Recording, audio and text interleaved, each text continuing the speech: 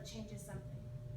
How many presentations until we have to sit through until it opens our eyes to real life events and the dangers of drugs and the statistics? How many more news reports of those dying until we understand the danger of drugs? This presentation is about the rising epidemic in North Dakota of drugs and the effects that it has on the people in our community. It matters to me to keep the ones that I love in my community alive, safe, and in good health. The reason that it matters to me is because I myself, coming from a home where drugs was a problem and being taken away from my family, where I had lots of life-changing events, and also working for Boys and Girls Club of the Red River Valley, where I work with low-income kids themselves, when lots of their stories come from drug abuse in the home. And also wanting to be a social worker, where behind most of the people in foster homes is the reason due to drugs in their home. You may ask that, how are these drugs getting in North Dakota?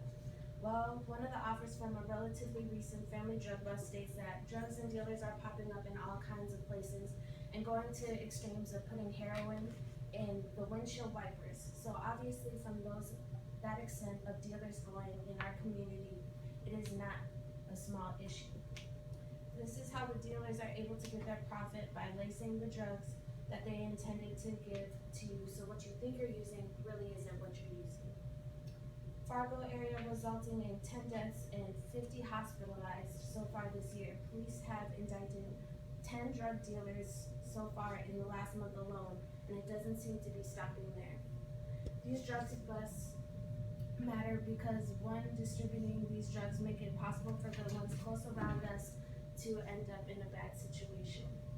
Lastly, for those who don't think that things like laced drugs happen in North Dakota, 125% is the number that has gone up since 2013 and 2014 of the amount of people dying from drug overdoses.